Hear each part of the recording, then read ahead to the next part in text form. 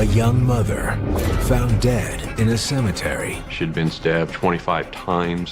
The killer saw Cynthia McLuhan as this object to play with by posing her. It sounds profoundly sick because it is.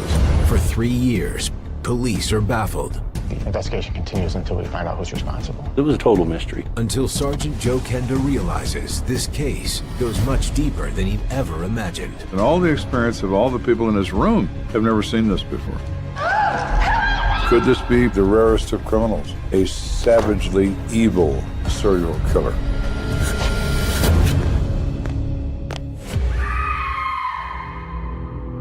When a case becomes cold, it's the ultimate frustration. You are searching for a shadow, a ghost.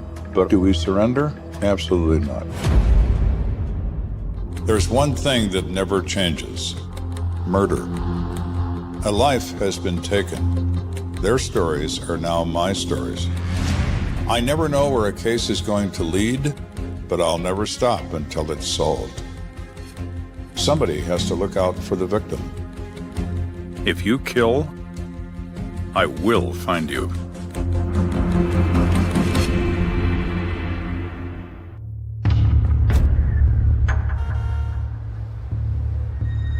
It's getting late, and the Uinta Gardens shopping center is looking like a ghost town.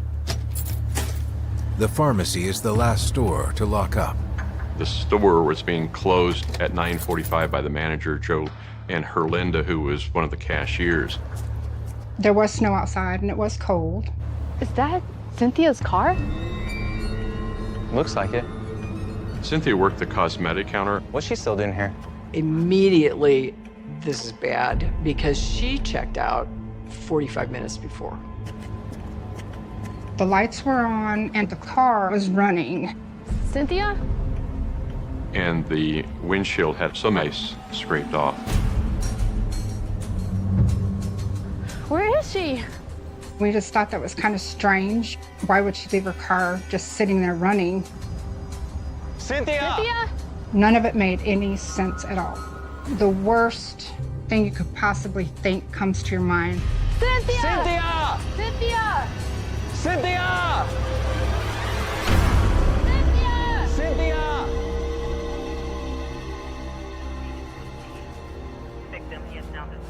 3 years later, after a long stint in patrol, Sergeant Joe Kenda has recently returned to homicide.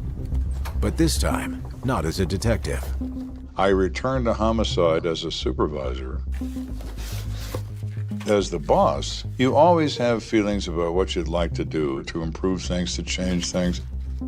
So I began reviewing unsolved missing persons cases and unsolved homicide cases to determine if there was any possibility they could now be resolved.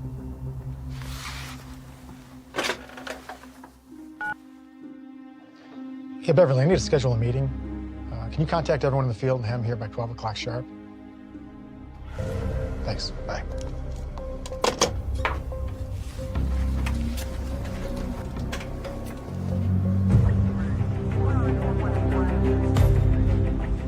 All right, gentlemen, listen up. You guys have done one hell of a job last year closing cases.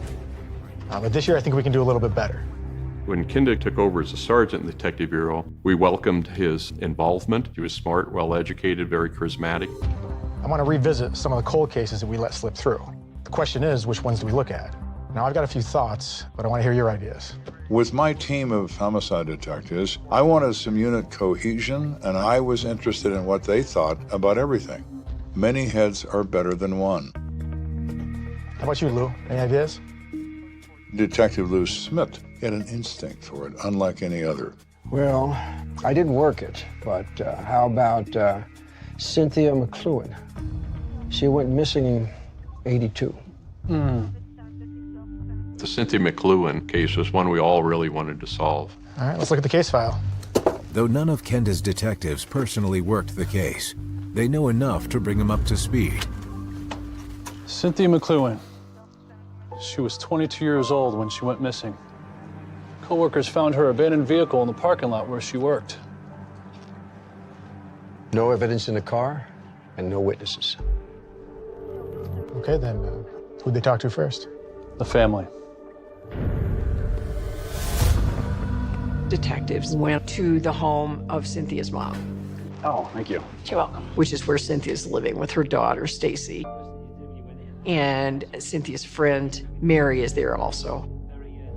Look, I know this is all very, very shocking, but we need to know more about your daughter if we're gonna find her.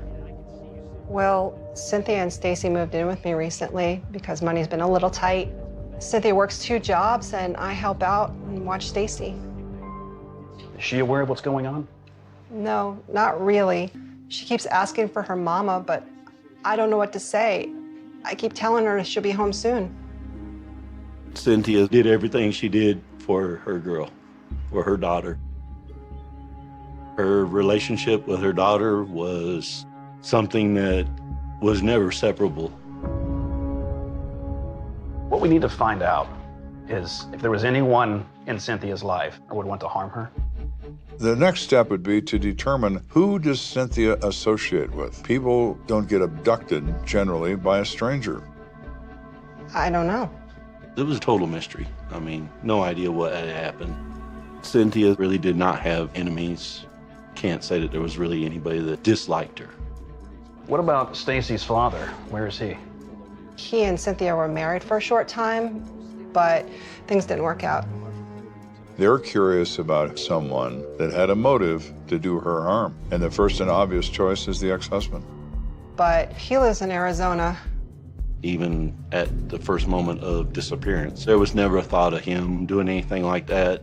They talked to him on the phone. He is in Arizona, and he provides an alibi the day she goes missing. He's not part of this. How about a boyfriend? Was Cynthia seeing anyone that you know of? Well, recently she's been seeing a guy named Dave. Dave. Winfield. Dave Winfield. And of course, the detectives are immediately interested in David Winfield. Who is he? Did they end their relationship badly? What do you know about Dave? Is there any issues with him? I don't know of any issues during the relationship, but I know that Dave was pretty heartbroken when she ended things. Yeah, that's true. Good job. What letter is this? No, you don't know? Yeah, sure you do. That's a J. I'll get it.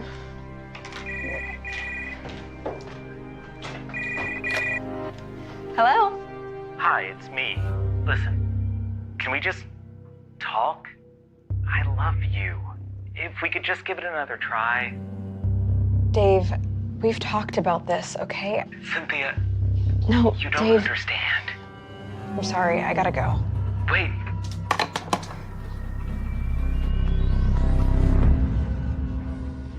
He would do anything to get her back. There was concern on the mother's part that the ex-boyfriend might have tried to abduct her, to try to force her into accepting their relationship and going back the way it was. At that point, detectives focused their attention on 34-year-old Dave Winfield as Cynthia's possible abductor. Detectives did some digging. They found out that Dave secretly spent some time at the hide and seek. At the time, the Hide and Seek Lounge was the largest homosexual bar between the Mississippi River and the West Coast. That information certainly put a different perspective on the case. So apparently he liked both men and women. I'm sure he didn't want people to know about that. Right. In the modern day, homosexuality is universally accepted for the most part.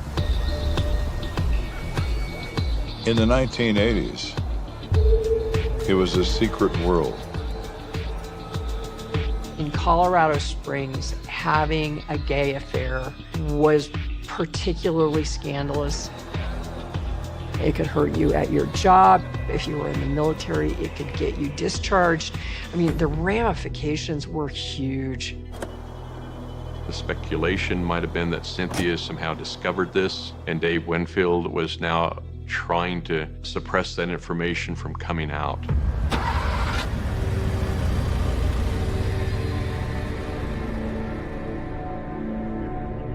And once Dave found out that we were asking around town about him, he decided to show up at the station. No kidding. Did you have anything to do with the disappearance of Cynthia? I care a lot for Cynthia. I'd never do anything to hurt her. Did she have any issues with your little trips down to the hide-and-seek lounge? How do you know about that? Look, Mr. Winfield, we're not interested in your private life. We're just trying to figure out, perhaps, would that be a problem for Cynthia if she was aware of that? No, okay? Cynthia never knew about that. Even if she did, she wouldn't tell anyone. So it gives you an insight on Cynthia. She just seemed to be a nice, trustworthy woman. Do you have an alibi? Yeah, it checked out. So Winfield is out. No opportunity. Okay, so what's next? It turns out that more evidence surfaced the night that Cynthia disappeared. Just 2 hours after Cynthia McLuhan vanished from work, a sinister clue was discovered at a nearby motel. In doing his nightly rounds, a security guard for one of the motels What the hell? came across some clothing outside of one of the motel rooms. The clothing is just dropped, dumped in a pile. And under the clothing is a purse. There are credit cards, there is some money. And it also contains Cynthia McLuhan's Colorado driver's license. The motel had no record of Cynthia checking in, and when the items were turned in to police, they quickly caught the attention of detectives.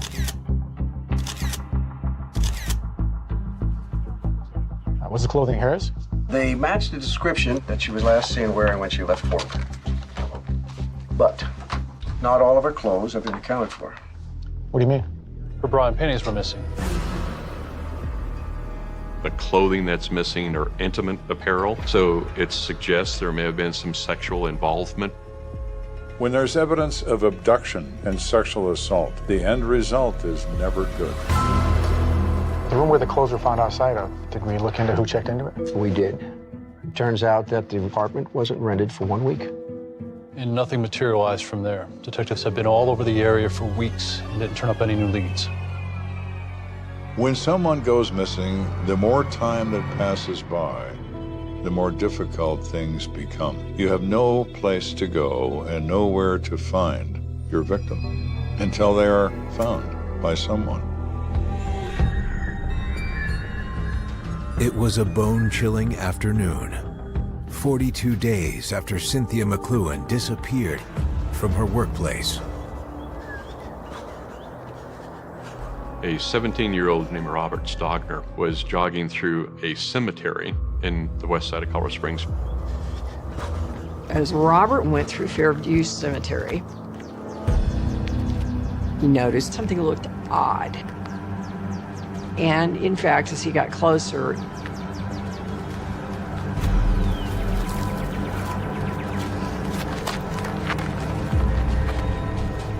This is no longer a missing persons case. Somebody took her and killed her.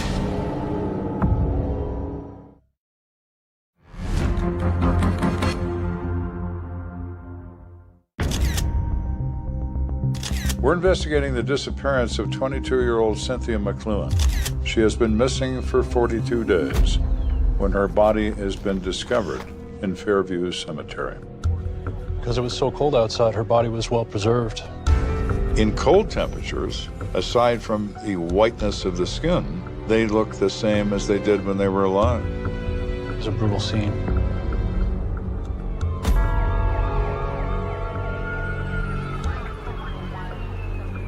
I responded to the cemetery. Cynthia's body was covered with blood. She'd been stabbed numerous times. She was completely naked except for her shoes and her socks. There are definite signs of sexual assault. Yeah, no doubt. There is rape, there is murder. Her bra and panties are missing from the pile of clothes at the motel. Killer probably kept them for himself. It's often thought that when the killer takes one of the possessions of the victim, that it's a trophy. It can be a source of pride when they remember that they were able to subdue another human being. Look at how her body's just positioned up like that. Yeah, that's strange. She's kind of sitting down but bent forward, a very unnatural position. It's not one that would look comfortable. Out of all the homicides I've worked, I don't remember ever coming across a body position just this way. Some sexual criminals will pose the remains and stand back and admire them for a period of time. It sounds profoundly sick because it is. This guy didn't hold anything back, did he? She had been stabbed 25 times. Get some photos.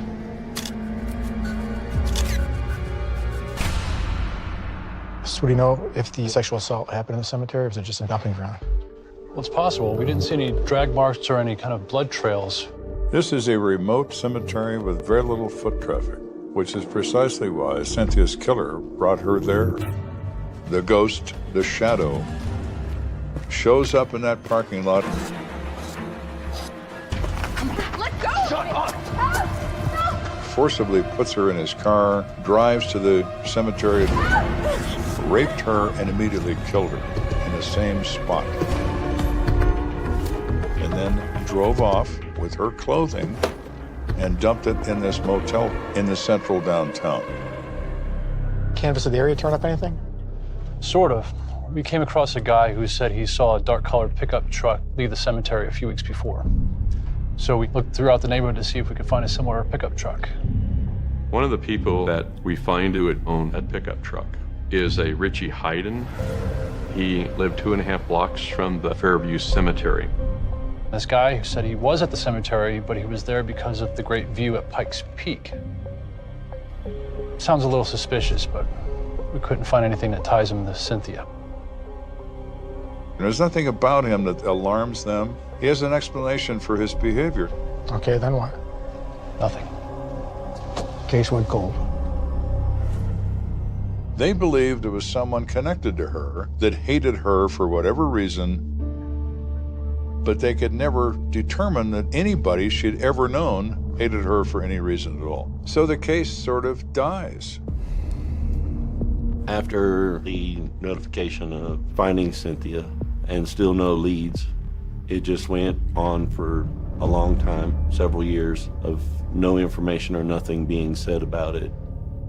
Very, very difficult. Okay, then. It's time to heat this thing back up.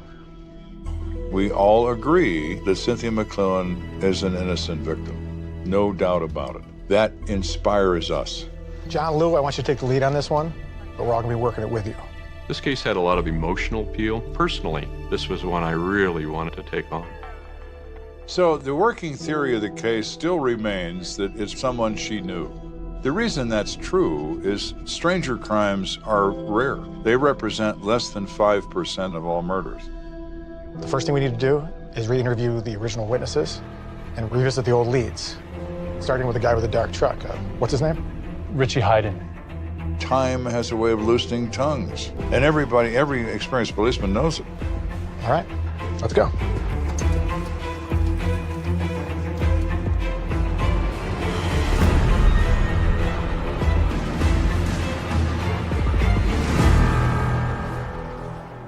I'm thinking we should start with this guy first because he's got a record a mile long, and we're looking for... Hey. So Anderson is assigned a lead about Richie Hayden. Man, Richie Hayden has a sexual assault conviction. It's not all. Got his employment history.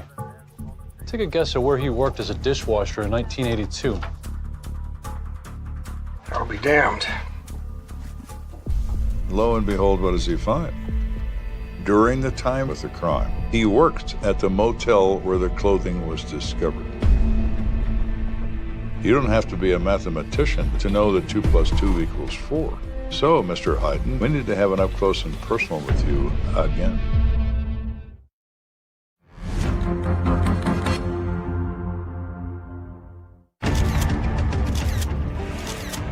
We have reopened the Cynthia McLuhan homicide as a cold case. During the course of that work, we have determined an individual who has some very interesting parts to his life that makes him emerge as a suspect. Kenda and his team would like to speak with 30-year-old Richie Hayden, but he no longer lives by Fairview Cemetery. In fact, he's now on parole in Wyoming. So you're saying I'm gonna have to send you to Wyoming? Maybe before we do that, we see if he's worth our time.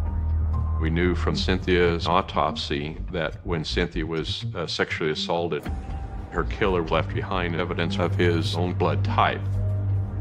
So we can compare that with the blood type of a potential suspect and eliminate certain people. The next step in terms of this individual, Mr. Hayden, is to determine what is his blood type. Why don't you check with the lab and let me know what you find out? Sure. So Detective Anderson makes a call to the laboratory and says, what do you know about this guy? Tell me about his blood type. And they tell him that evidence has already been obtained because of the count of sexual assault. All right, stick out your arm, make a fist. And as it turns out, his blood type is different than that of the perpetrator of this crime. So despite his truck, despite his criminal record, despite his employment at the hotel, it's not him. Without a suspect, Kenda and his team begin retracing old steps in hopes of sprouting a new lead. And one thing we wanted to do was to go back and talk to Cynthia's close friends at the time. One of those was Mary DeDito. She had been at Nancy's house, the mother's house. Her and Cynthia were best friends. I assumed that the investigation was over. No, ma'am. The investigation continues until we find out who's responsible. Mary, we're wondering if you might remember anything that you might have forgot to mention when Cynthia first went missing. Well, there is something I probably should have said a long time ago. Well, if it's something that might help us find Cynthia's killer, I'm sure she would want us to know. There was a guy that Cynthia was dating that nobody knew about. Why was it a secret? He was married. He's married? Really? Now that's interesting. I should have said something sooner. I didn't want to say anything in front of Cynthia's mom, and at that point we were hoping she was still alive. Mary, it's okay. You got to keep in mind, this was her good friend, and so I understand why she didn't do it at that point. So who is this guy? His name's Steve Carlton. She had a second job, and he worked with her there. You finding everything okay? I am, but do you have any socks? Cynthia and Steve Carlton met because he was working as a security guard. According to Mary, he had told Cynthia that he was getting a divorce. Turned out that wasn't the case. Cynthia, I'm sorry. All right, I should have told you sooner.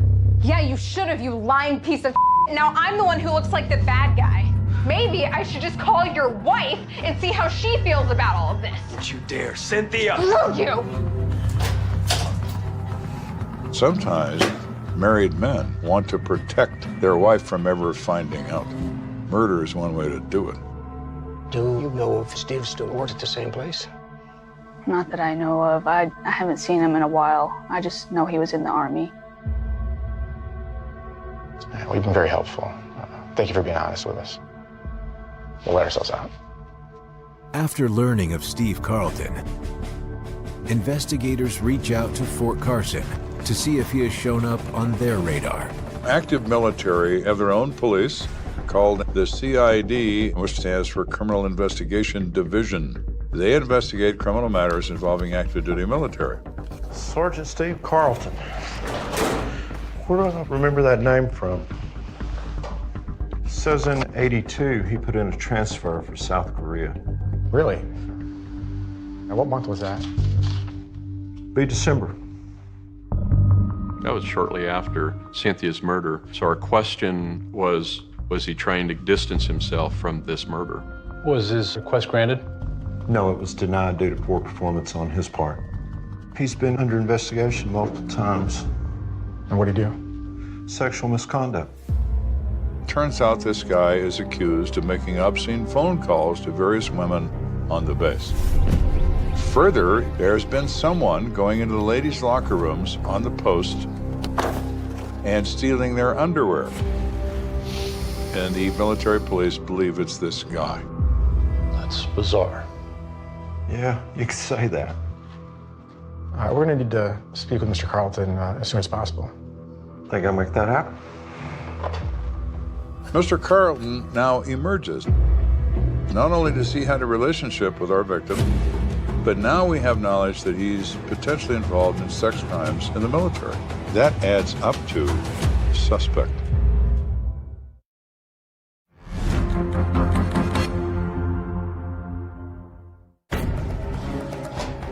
So here we have a married man who is dating Cynthia McLuhan. And he's currently under investigation for 2 minor sexual offenses. So let's go find Mr. Carlton and see what he has to say.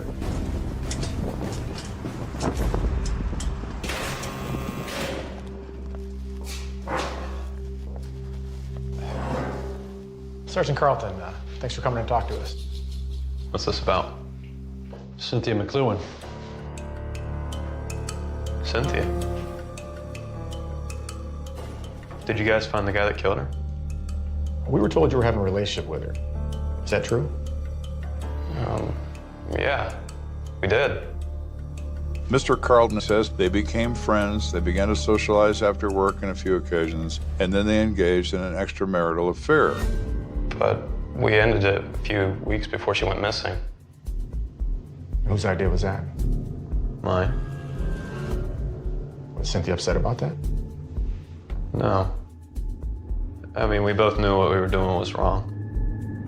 He says he finally decided to break it off because he was afraid his wife would find out. You think I killed Cynthia? We didn't say that. But you were having a secret relationship with her. And we were also made aware of some of the questionable things you did in the past. Like what? Some inappropriate acts over at Fort Carson. Oh, that's garbage. I didn't do any of that stuff. He vehemently denies both of these crimes. I didn't do it. I never called anybody. I've never been in that locker room. Look, I didn't kill Cynthia. I didn't have any reason to want to harm her. Once when I found out that she was murdered, I didn't know. She was a good person. I swear on my life, I didn't kill Cynthia. Steve Carlton claimed he really cared for her, that he wouldn't have killed her. You seem very believable. All right, you're free to go. For now. He is just somebody that we thought was interesting, and we've just lost interest in him. With yet another suspect out of the running, the investigation begins to lose steam. Where are we now in this case? Why can't we find a legitimate suspect who has a relationship with our victim? Same dead end we hit 3 years ago. Kenda wonders, perhaps he's been going about this the wrong way. Instead of focusing on the victim, what about the crime itself? In this case, think about it. Abduction from a parking lot, rape, extreme knife violence, the way he positioned the body. I mean, it all seems pretty peculiar. Sexual criminals commit a crime in precisely the same way on every occasion. These are not isolated incidents. These people tend to commit and reoffend all the time. It's what they do. Their appetite increases for the behavior. Kenda, you saying you think this is a serial killer? Well, that's certainly a possibility. But that would mean he's done this before, or at least in the 3 years since. Let me ask you this. Have either of you been involved in a murder like this before? Because I sure haven't. Me? What if our guy doesn't have a relationship with our victim? What if our man is a transient? He is a tourist. He's here for a time and then he's gone again. And he is elsewhere doing the same thing. We've never considered it. Which means if we're going to catch this guy, we're going to need to start looking at similar cases outside of Colorado. Let's go. All right, listen up. Kenda and his team expand their search to a national scale. So we've put together a broadcast to all law enforcement agencies in the U.S. describing our crime and asking for similar offenses or similar MOs by perpetrators in their jurisdiction. from huge departments to tiny ones. The national broadcast is out for a while, and we're not getting much results. Hey, Kenda, I think I've got something here. But all of a sudden, we do. It's from Florida. Lou Smith found a correspondence from a homicide detective in St. Petersburg, Florida, mentioning a James Lamar Rhodes. The guy's 26 years old. It says here he's raped and attempted murder of 4 different girls with a knife. He's also suspected of 2 full-blown murders. Sound familiar? Rhodes had abducted 4 young girls in 45 days. One of them sounded remarkably similar to Cynthia's. In June of 1984, a 17-year-old girl who worked at an ice cream shop went outside end of her shift. Hey, you want to go for a jog? And a man approached her. Come on. What are you doing? Let me go! I wouldn't say a word if I were you. The man then took her to a secluded place by some railroad tracks and proceeded to rape her and stab her repeatedly. James Rhodes left her for dead. But she did not die.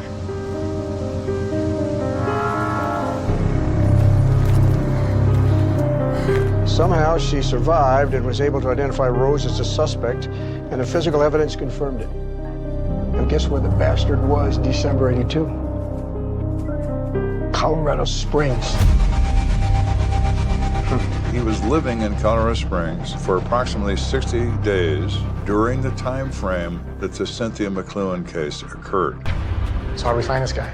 Well, he's currently in Florida prison. He's serving 6 consecutive life sentences for attempted murder. Looks like we need to go to Florida.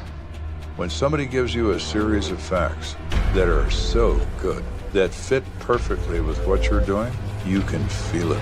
This is him.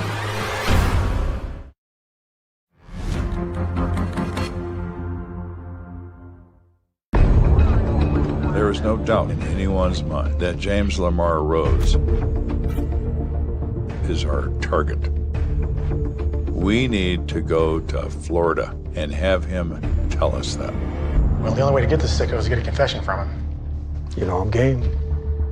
I selected Detective Smith because Smith had a gift. He was the most remarkable interrogator I have ever seen. It was almost as if Lou Smith could walk into a field full of cows, and in 15 minutes they'd be offering him free milk. All right, we need to learn as much as we can about him. Anderson, I want you to lead the research on this guy. You got it. Let's do this. It's important when a detective sits down with a suspect that you're armed with as much information as you can. While Smith is en route to Florida, Kenda's team is preparing background info to pass on to him. Can you hang on a second?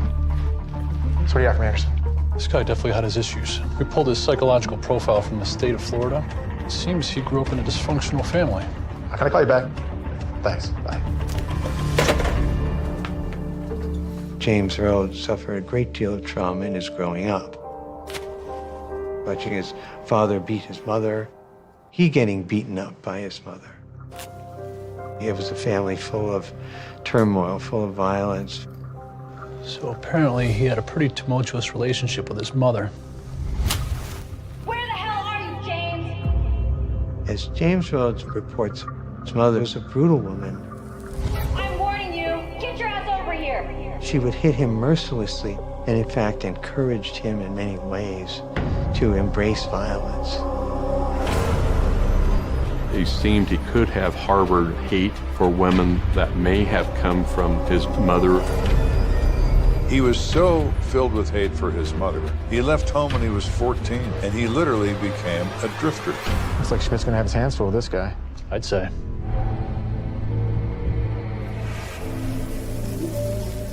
The following day,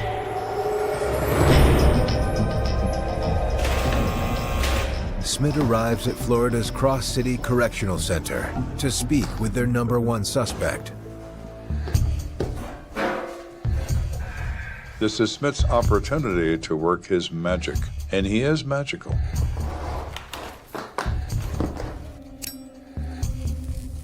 Mr. Rhodes, I'd like to thank you for having this meeting with me.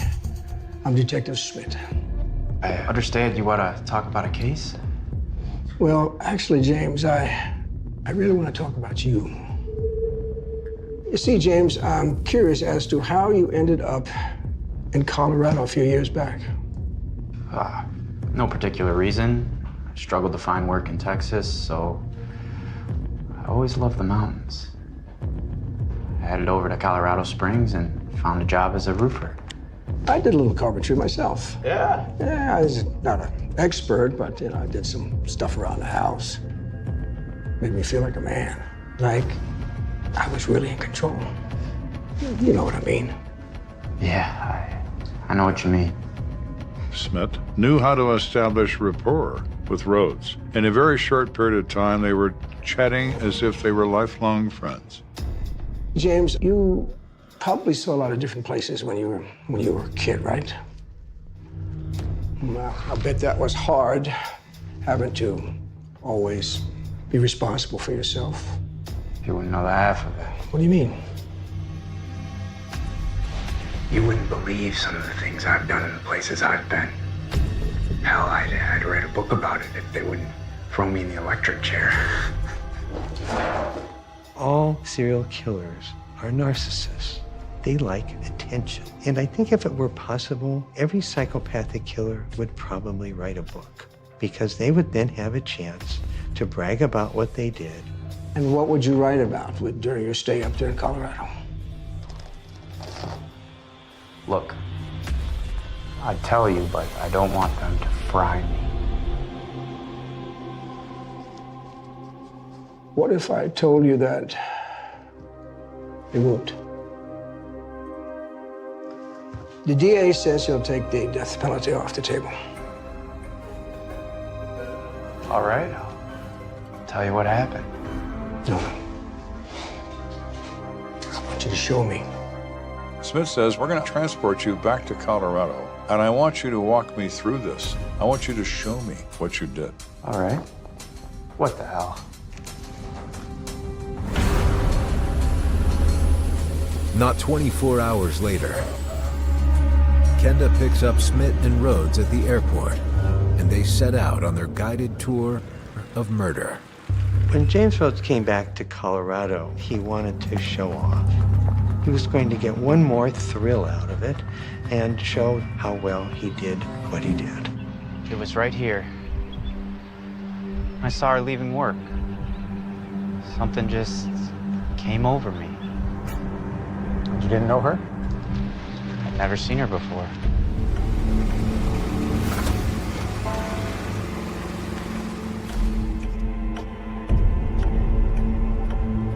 She was scraping her windows on her car. Hey. And he walked up behind her. Can I help you? Oh, no, I got it, thanks. Come on, let me help you. No, it's fine. Wait! Get in the car! Shut up! Come back here! Come back here! He said he threw her in his car. Get in the car! Shut up! Come back here! Come back here! Now, Cynthia McLuhan weighed 107 pounds. He could easily take physical control of her.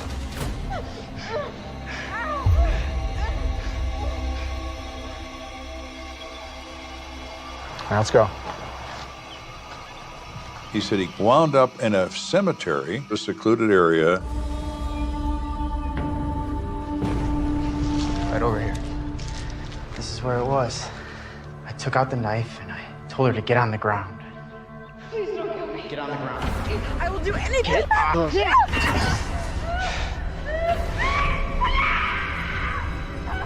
He disrobed her.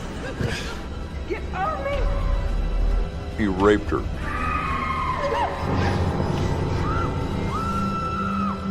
Then he said she tried to grab the knife, and it infuriated him. He said, my arm was just flying with that knife.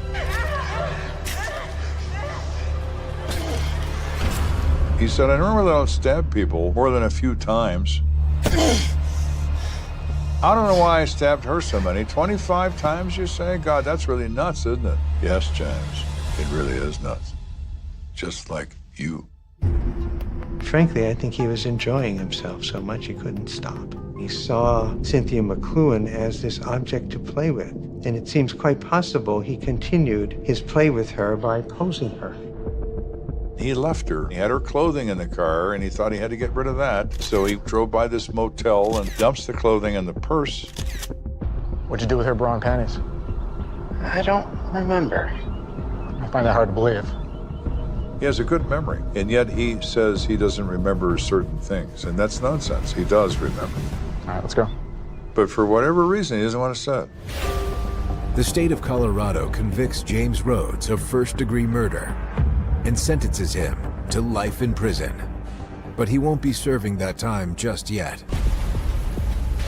Florida has first dibs on this guy, so he goes back to Florida to serve 6 consecutive life terms, and if he survives that, he comes to Colorado to serve yet another one. Although he's only been convicted of attempted murder in Florida, James Rhodes is suspected of killing up to 10 other young women. However, none of those cases have been proven. One of the major misconceptions about serial killers is that they are crazy. They are not crazy. They are very disturbed. Their impulses seem to reign freely in a way that's more consistent with a wild animal than a human being. He was just a monster. How can somebody do the awful things that he did and leave a little girl without her mother? Cynthia's little girl is now grown. She's had 2 daughters, and if my sister Cynthia was still here, she would be ecstatic being able to see her 2 grandchildren. Still heartbroken because she's not here.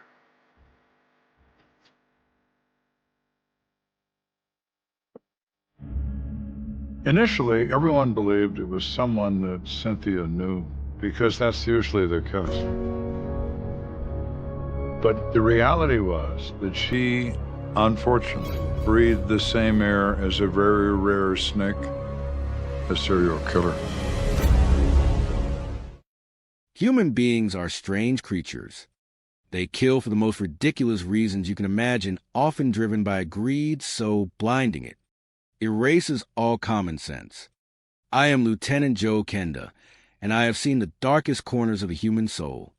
Let me tell you about Nicholas Cordova. He was a 40-year-old man who worked hard to build a good life. Raised by a young mother, he learned responsibility early. He built a heating, ventilation, and air conditioning business because he wanted the American dream. He earned it, but someone else wanted it, without doing the dirt under fingernails work. It is Wednesday evening, May 26, 2020. It is almost 5:30 in the evening. Nick is on a video call with his young children. Think about that innocence. A family moment shattered in an instant. A sudden noise screams, and a father is ripped from his family right in front of the screen. My. To strip a man of his life while his children watch, that requires a darkness I have spent my entire career hunting. His wife Alicia hears the chaos. She drives 20 minutes to the office at 511 West Guadalupe Road. She arrives to yellow tape and no ambulance. As a detective, I can tell you that is the worst sign you can see. An officer delivers the news that her husband is dead. But Alicia does not just fall apart. Through her tears, she asks a very specific question. Where is Dave? She knows. Instinct is a powerful thing, I tell you. Dave Sweetman is the business partner. Officers find him peeking through the blinds, acting hysterical. He hands over a weapon, claiming he was robbed by 2 men looking for Freon. Freon? You have to be kidding me. Criminals spin these webs of lies, assuming we cannot see the threads. Dave says he gave the robbers everything he had in his pockets. Yet when officers search him, they find over $1,000 in cash. He suddenly remembers he only gave him the money from one pocket. Right. And I am the Emperor of Rome. Nick is dead in the lobby. The office desk is pushed aside. Dave claims he was knocked out and has a lump on his head. But surveillance footage shows there are no cameras in the exact office where the struggle supposedly happened. How remarkably convenient. Outside cameras show two men, in a red and silver truck, leaving at 5:31 in the evening. Dave is cleared as a triggerman. But in homicide, pulling the trigger is only one part of the equation. Orchestrating the music is another. Let us peel back the layers of this onion. Nick was a good man loved by his employees. Dave was a man with a history of fraud, assault, and trespassing. A man who recently skimmed $30,000 and then another $15,000 from their own business. Nick was getting scared. He told Alicia he felt watched. He mentioned Dave wanted life insurance policies on each other. A massive payout totaling $8 million. It does not take a genius to see the motive here. Greed is the oldest sin in the book. Dave wanted the money without the partner. The police look at the tape. The suspects wear masks and gloves. No DNA is left behind. This was a calculated hit, an execution. Nick runs to the door and is shot in the back of the head. There is no struggle with Dave captured on audio. Dave just happens to look out the blinds right before the truck arrives. He acted strange the day before, constantly asking the office manager when Nick would be in. He was not a grieving partner. He was a man waiting for a delivery, and the delivery was murder. 5 days later, this man asked Alicia to sign insurance papers. 5 days. The body is barely cold, and he wants his payday. He even tries to forge her signature later on. Yet the wheels of justice sometimes turn painfully slow, and in this town, they seem stuck in the mud. Years pass. The business goes under. Dave starts a new one operating out of his house. The local police department fumbles the ball. Detectives are rotated and moved to patrol. Evidence is hidden under hundreds of pages of black ink. The second hitman is caught on a gas station camera at 5:33 in the evening buying fuel. Plain as day. A clear face looking right at the lens, yet he remains unidentified. It is a profound failure that breaks the heart of a widow who has done more detective work than the people wearing the badges.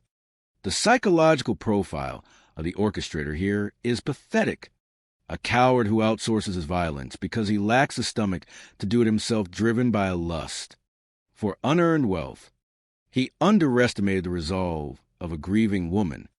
Alicia Cordova is a warrior fighting for her husband while the ghosts of the police department shuffle papers. Nicholas Cordova built a life on love and hard work, and he was executed for it. But the truth is a stubborn thing. It does not stay buried forever. It is waiting, and someone out there knows exactly what happened. Human beings are strange creatures. They kill for the most ridiculous reasons you can imagine, often driven by a twisted sense of ownership, jealousy, or simple greed. I tell you, when you spend your life wading through the dark love files of human history, you learn that the monsters do not hide under the bed. They sleep right next to you. My name is Joe Kenda, and I have seen it all. But the case of Laura Sweetman is a special kind of tragedy, one steeped in manipulation and wrapped in the gross incompetence of the very system sworn to protect her. Let us go back to the beginning, to the 1980s in California. Laura and Dave Sweetman were high school sweethearts. She was bright, driven, destined to become a pediatric neurologist. He was a football player who eventually ran a few small businesses. Businesses that would later be sued for over $10,000. Picture perfect on the outside, but my looks can be deceiving. Behind closed doors, Dave systematically dismantled Laura. He was a manipulator, plain and simple. He isolated her, chipped away at her self-esteem until she felt small. That is what cowards do. They cannot stand tall on their own, so they bring their partners down to their knees. By 2013, Laura discovered Dave had a second life, a whole other family. A preschool-aged child she knew absolutely nothing about. The betrayal gave her the strength to finally file for divorce. She meticulously planned her escape while Dave was away, securing a rental house, moving her life out of shadow. But men like Dave do not surrender control quietly. On April 21st, 2013, a confrontation erupted.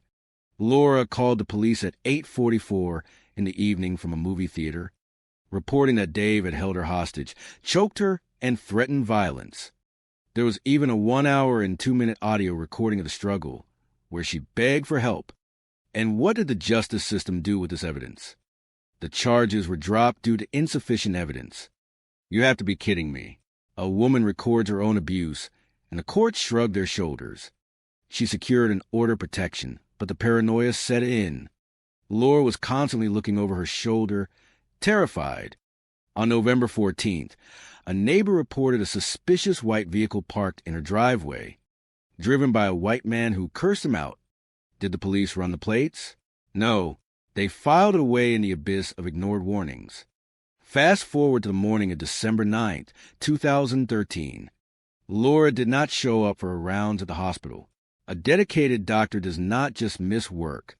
Between 9 and 10 in the morning, her nanny arrived at the house to find the front door locked. But the back door, a door Laura always secured, was wide open. Inside, a dog gate was knocked sideways at the bottom of the stairs. And upstairs, the nightmare became reality. Laura was found in the bathtub, naked, unresponsive, foaming at the mouth, already in full rigor mortis. Now, any detective worth their badge would lock down that scene and start asking the hard questions. Who was the last person to see her alive? Her phone record showed she had a string of dates that weekend. A man named Will, a personal trainer, admitted to being at her house the night of December 8th between 9 and 11 at night. Did they nail down his exact alibi? Did they ask why he deleted all his text messages with her? Barely. They took his phone and his physical samples, but the line of questioning lacked any real heat. They completely ignored 4 other men she had contacted that weekend. And what about Dave, the estranged, abusive husband who stood to gain full custody of their 3 sons and avoid a messy financial divorce? When the police arrived to tell him his wife was dead, he was already crying before they even delivered the news. I tell you, tears without tragedy are a massive red flag. Yet, because his phone pinged at his house 15 minutes away, the investigation into him seemingly evaporated. You look at his history, a man who 7 years later in 2020 will be linked to the execution-style murder of his business partner Nick Cordova for an $8 million insurance payout. And you wonder how he was never formally named a suspect in his wife's death. But the real circus, the absolute travesty of this case, lies on the autopsy table.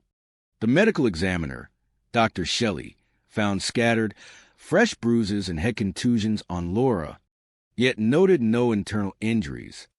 He observed moderate amounts of blood and frothy fluid in her lungs, a classic sign of drowning, but inexplicably concluded there was no definitive evidence of it. He blamed a prior heart attack from September 2011, a heart attack that left absolutely no physical scarring on her heart, a medical impossibility according to outside experts.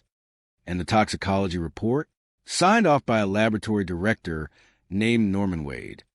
It came back completely clean, testing only for the most basic substances, ignoring a deeper dive into potential obscure poisons. You look into the backgrounds of these 2 men, and you find a comedy of horrors.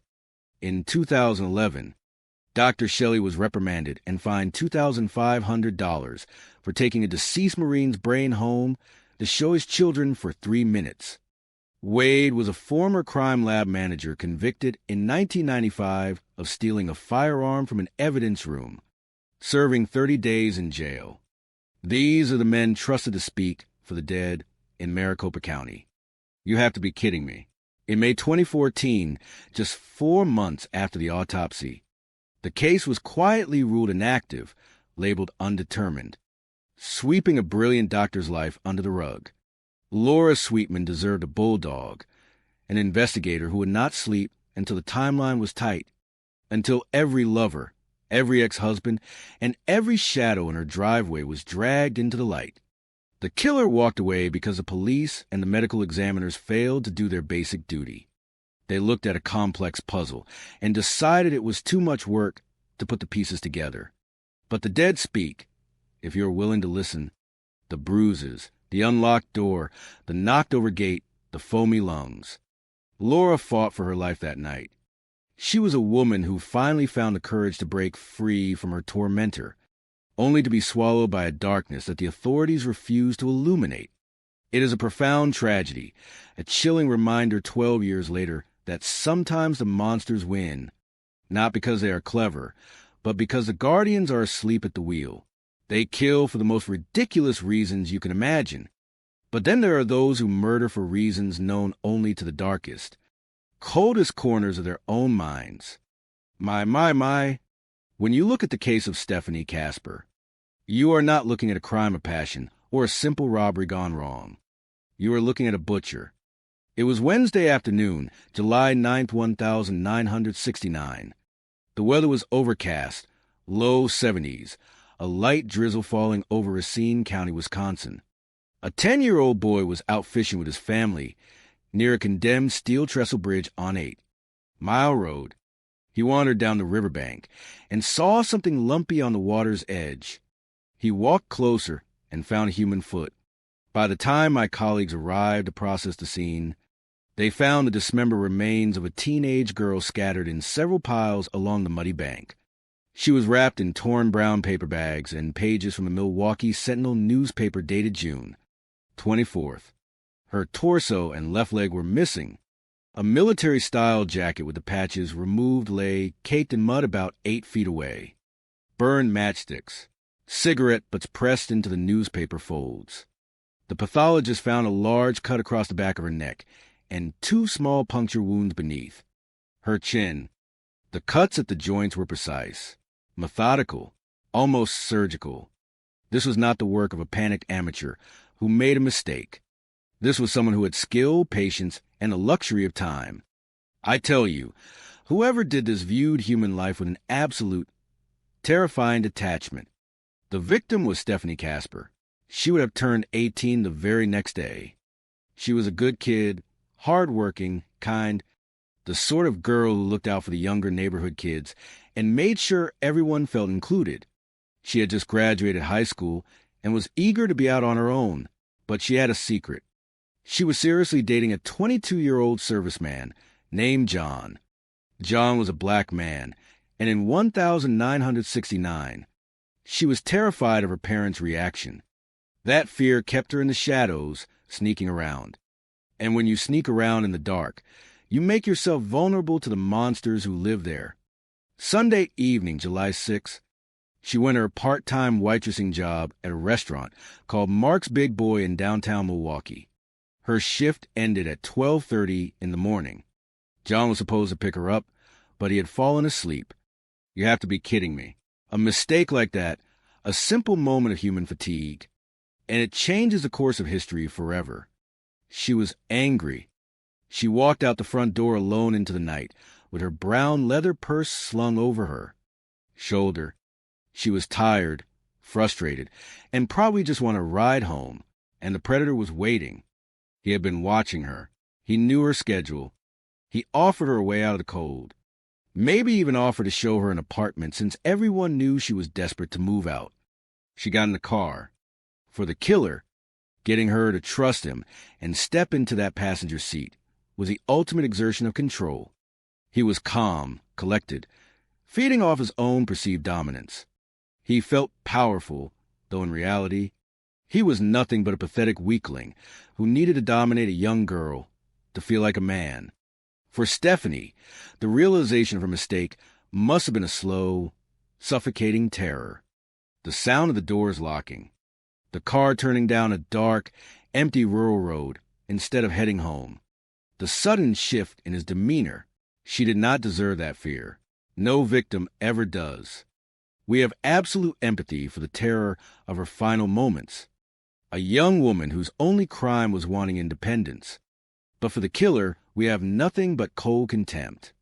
After he ended her life, his twisted psychology required him to exert even more control over her physical form. He scattered her belongings, a gold purse, a blue appointment book, personal photos, along a road in Franklin, 6 miles north of the riverbank. He dumped more bones, a rib cage, a spine, and a dirty towel with pubic hairs in a sun-kissed white cardboard box near a farmhouse 25 miles away. He tried to confuse the trail. He was moving through the back roads with a body in pieces, making multiple stops. Feeling invincible, he tried to be smart. But criminals always make mistakes. The police looked closely at the restaurant staff. It was a chaotic environment, full of questionable characters.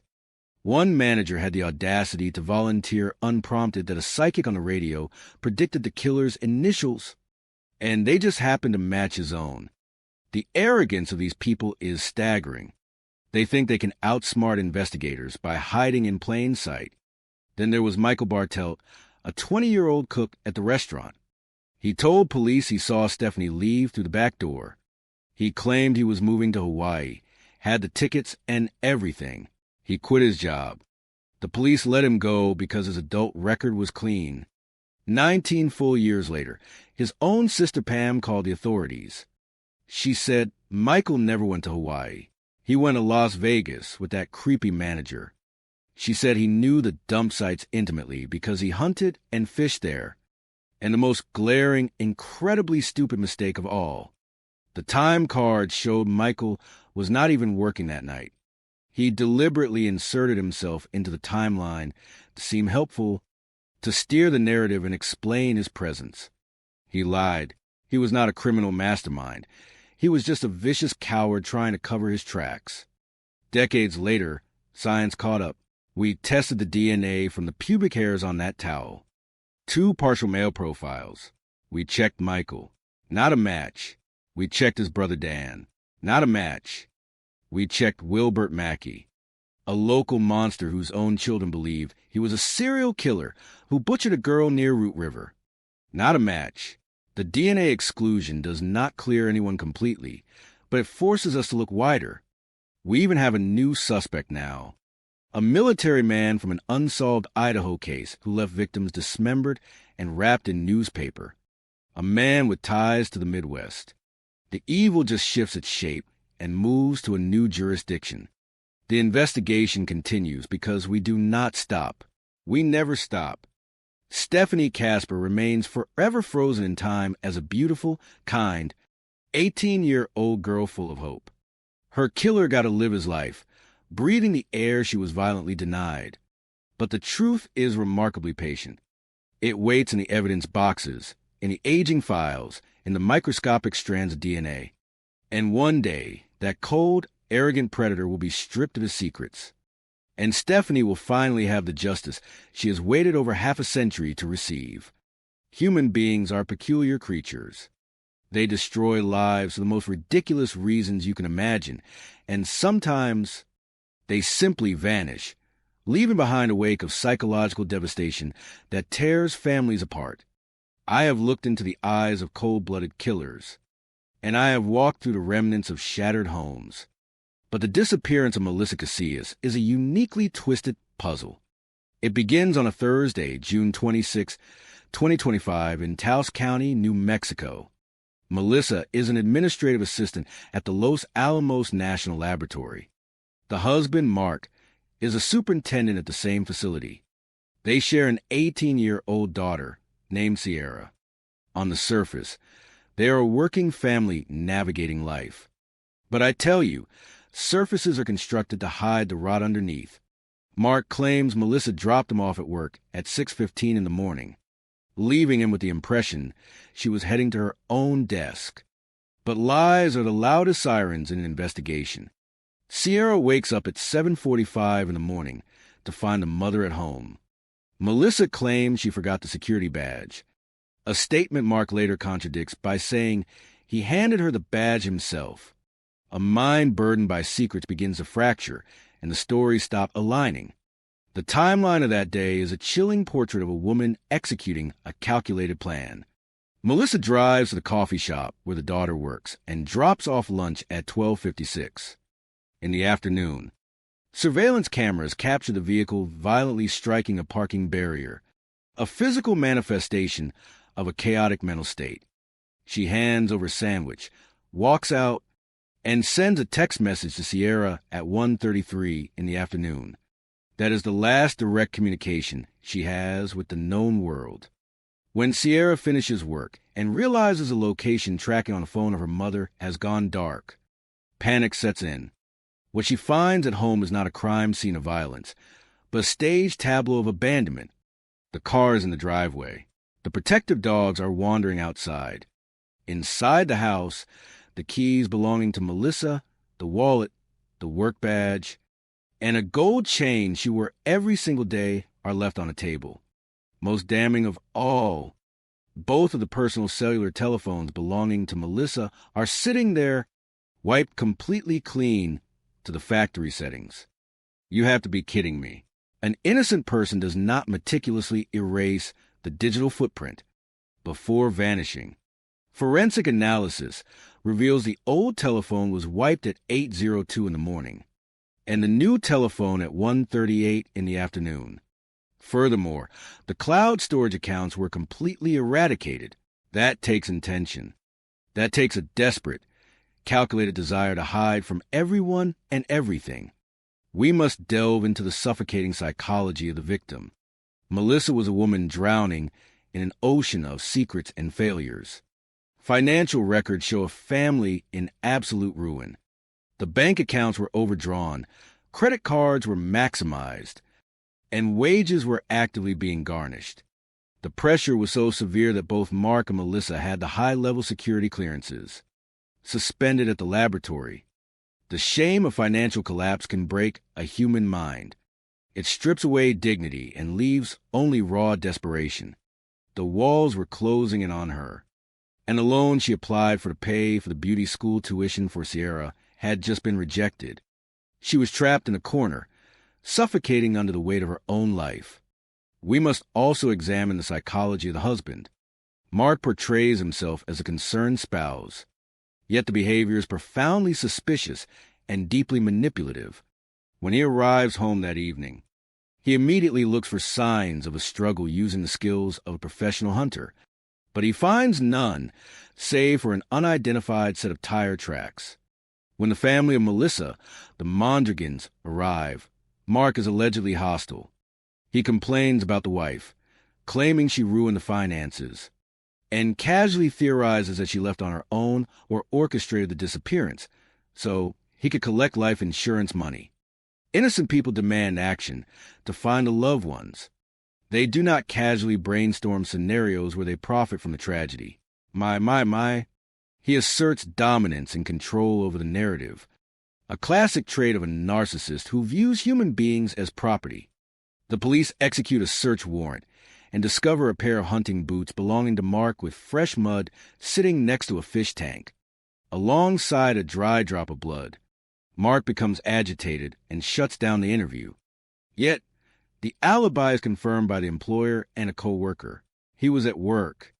He could not have physically abducted her, but the mind of a detective must consider every angle. Did Mark emotionally terrorize her until the only escape was to run? Did he push her to the absolute brink of insanity through years of coercive control? Days later, a family friend named Lloyd reports seeing Melissa walking near Highway 518 on the afternoon she vanished. He noted a blue truck lurking nearby. Astonishingly, Mark immediately dismisses the sighting to the police, claiming she would not wear the clothing described. You have to wonder why a husband would actively divert law enforcement from a potential sighting of the missing wife. It is entirely illogical, unless he wanted her gone. However, days later, Mark decides to verify this lead himself and uncovers surveillance footage from a residence. The timestamp is 2:18 in the afternoon. It shows Melissa, alive, wearing a backpack, and walking purposefully down the highway alone. This changes the entire trajectory of the investigation. It confirms she left the house under her own power after wiping the devices. She took the eyeglasses, a toothbrush, and a 90-day supply of the thyroid medication. These are the provisions of a traveler, a woman stepping out of a shattered marriage and walking into the unknown. Yet, the shadows surrounding this case refuse to dissipate. A local man named Rick Valerio, who drives a blue truck and has a history of driving while intoxicated, Allegedly tells a tourist he found a decapitated body in the mountains. When an agent confronts him, he denies it, and the police inexplicably accept the word without tearing the alibi to shreds.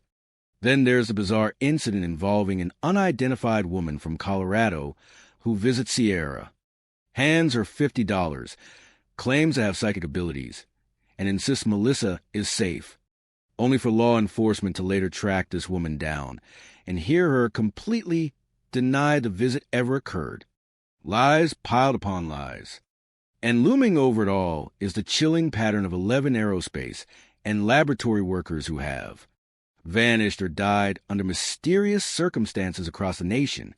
Melissa worked in that exact classified environment. Did a foreign intelligence apparatus or a shadowy corporate entity exploit the financial desperation? Did they offer her a phantom lifeline, a new identity, only to swallow her into a void from which no one returns? The simplest explanation is often the most tragic. Melissa Casillas was a mother whose spirit was broken by the unbearable weight of failure and debt. She meticulously severed the ties to the existence and walked away, choosing the unknown over reality she could no longer endure. But the absolute agony she inflicted upon the daughter is a heavy cross to bear. Sierra must wake up every day wondering if the mother abandoned her or she met a violent end on a lonely stretch of New Mexico highway. We owe it to the victims and to the families left behind in the wreckage to never stop looking, to never stop asking the hard questions, and to relentlessly pursue the truth until it is dragged out into the light. Humans are peculiar creatures. They kill for the most ridiculous reasons you can possibly imagine, often driven by a darkness so pathetic it defies all logic. I tell you, when you look into the abyss of human nature long enough, you realize that evil rarely wears a mask of grand villainy. It usually just looks like a weak man with a bruised ego. We are looking at the small town of Winsboro, Texas, a place where everybody knows everybody, and secrets are just gossip waiting to happen. The date is May 4, 2007. A hard-working 19-year-old girl named Brittany McGlone is trying to build a future. She works 2 jobs, pulling overnight shifts at a distribution center and clocking hours at a discount store, saving every single penny for nursing school.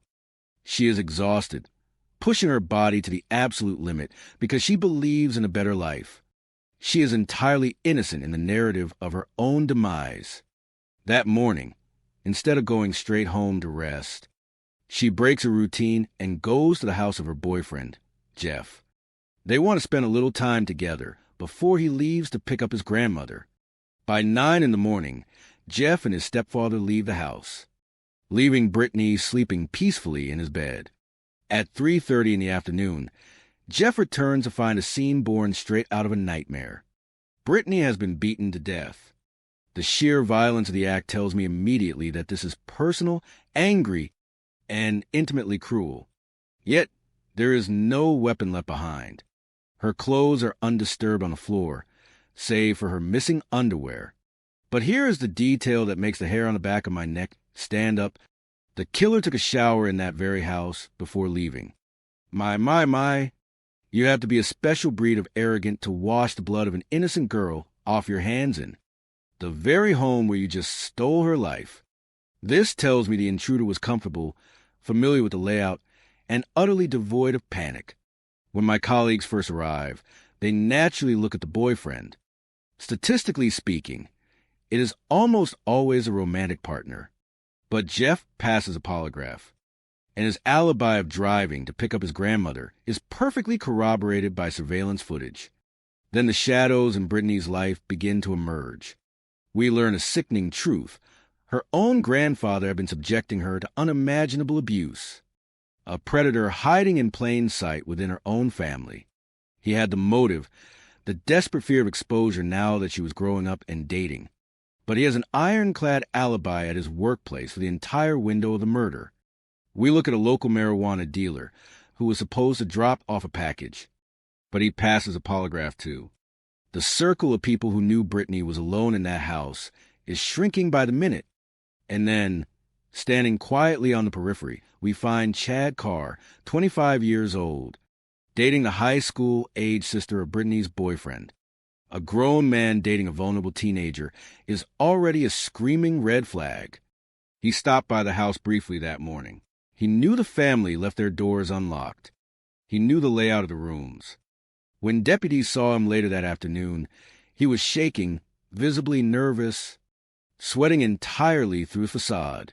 When questioned, he provides a timeline so overly detailed it sounds meticulously rehearsed, accounting for almost every minute of his day, except for a crucial 1-hour window. He claims he went home to change clothes because the weather was too hot. In mild 70-degree weather? You have to be kidding me. That is not a casual wardrobe change. That is a panic response to being covered in the physical evidence of your own monstrous act. When you dig into a man like Chad Carr, you do not find a complex or misunderstood soul. You find a predictable pattern of cowardice. For years earlier, in 2001, he attacked a woman in her own home. He struck her in the head to silence her, using the exact type of heavy mechanic tool we suspect was used on Brittany, a brutal weapon wielded by a man desperate to maintain his pathetic illusion of control. Fast forward to 2007. What is his motive for destroying Brittany? His teenage girlfriend later tells police that Chad was fiercely jealous and resentful that Brittany was allowed to spend the night at the house, while he was explicitly forbidden from doing so. Let that sink in for a moment. A hard-working, exhausted 19-year-old girl with her whole life ahead of her was brutally slaughtered, simply because a grown man felt slighted by a petty household rule. It is a level of psychological depravity that makes you sick to your stomach. He felt diminished. His fragile ego was bruised. So he took the ultimate power over someone vulnerable who was fast asleep. The sheer arrogance of the man is astounding. He even preemptively told investigators they would not find his genetic material on her or in the room. Who says that? An innocent man simply says he was not there. A guilty man who meticulously washed himself in the victim's shower boasts about the absence of forensic evidence. Law enforcement even found white underwear in his possession matching Brittany's exact size. But time and bleach had degraded any definitive link. He failed his polygraph miserably. He had the history, the opportunity, the psychological profile of a violent coward, and the proximity. In 2022, a new sheriff finally arrested Chad Carr for capital murder, bringing a brief moment of profound hope to a family that has endured 15 years of suffocating grief. But the justice system is a fickle beast. A grand jury declined to indict him, allegedly because they did not hear the full scope of the investigative evidence. Chad Carr walked away, a free man stepping back into the sunlight that he permanently denied Brittany McGlone. The killer thinks he has won. He thinks the silence of that small, closed-circle town will protect him forever. But I tell you, evidence does not forget, and the truth has a way of rising to the surface. No matter how much water you run down a drain. We wait, we watch, because men like this cannot outrun their own dark shadows, and eventually, the devil always comes to collect his due. Human beings are strange creatures.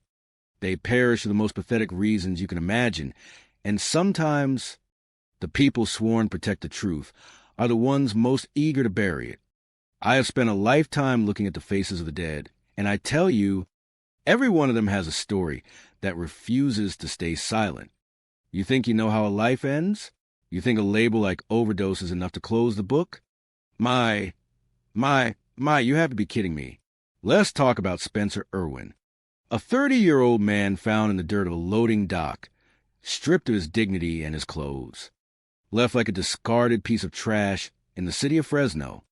The police arrived, took one look at the scene, and decided they had seen enough. They called it an overdose. They called it a closed case. They did not even bother with an autopsy. You have to be kidding me. You are talking about a human life, a son, and they treated it like paperwork to be filed and forgotten. It is an insult to the badge and an insult to the truth. The victim was a man who knew his own demons. He struggled with alcohol. Yes, but he was a man who tried.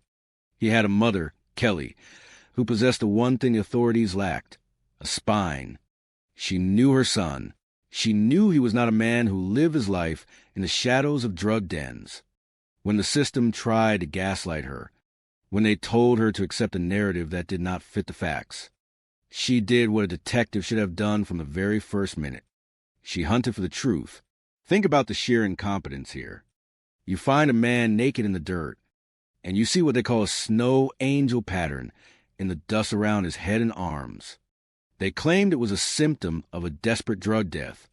But as any seasoned investigator will tell you, nature is not that symmetrical. Nature is messy. That pattern was too perfect, too deliberate, and it screamed of a scene that had been staged by someone who did not understand the gravity of what they were doing. The arrogance of the criminal is only matched by the laziness of the investigator. Then there is the internal battle of the victim. Spencer was a man who reached out to help the broken, those lost in the cycle of homelessness, because he understood the weight of despair. He was a man with a gentle spirit, and yet he was caught in a trap of wrong place and wrong time. Contrast that with the shadows in his life, a man named Angel, a man living in his apartment when he should have been in rehab, a man who ghosted questions when the heat turned up, a white Kia Soul appearing on camera at 10 o'clock at night, turning off its lights like a thief in the night. You do not do that if you have nothing to hide.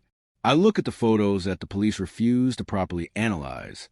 I see that line under his jaw, that mark that could be a fold of skin or the final, cold signature of a struggle. A forensic pathologist worth their salt would tell you that you cannot rule out a homicide without taking a look inside. You simply cannot. The authorities in Fresno took the path of least resistance. They saw a man who had struggled with alcohol, and they decided that was his fate. They did not look for the truth, because the truth requires work. And work is something some people try to avoid at all costs. It is a tragedy, not just because a young man died, but because his death was treated as inevitable. It is a cautionary tale about what happens when the people in charge decide that one life is worth less than another. Every time a detective decides to stop looking, a piece of justice dies with them. I tell you, this was not a natural end. This was a mystery that was begging to be solved, and it was shoved into a drawer. Kelly Irwin did not just lose her son. She had to fight a war against apathy just to be heard. And that, in my book, is the greatest crime of all. People are strange creatures. They commit the most heinous acts for a reason so pathetic, so utterly minuscule, that it defies logic.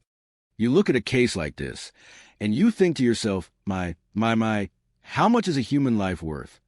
Apparently, in the minds of some, it is worth nothing more than a bag of white powder and a few desperate lies. I have spent a lifetime looking into the eyes of men who think they are clever, only to find that they are just children playing a dangerous game they do not understand. You have to be kidding me. Let's look at the facts, cold and hard. Christopher Cole Thomas, a young man with a life ahead of him, finds himself in the wrong place with the wrong people. He is not a criminal.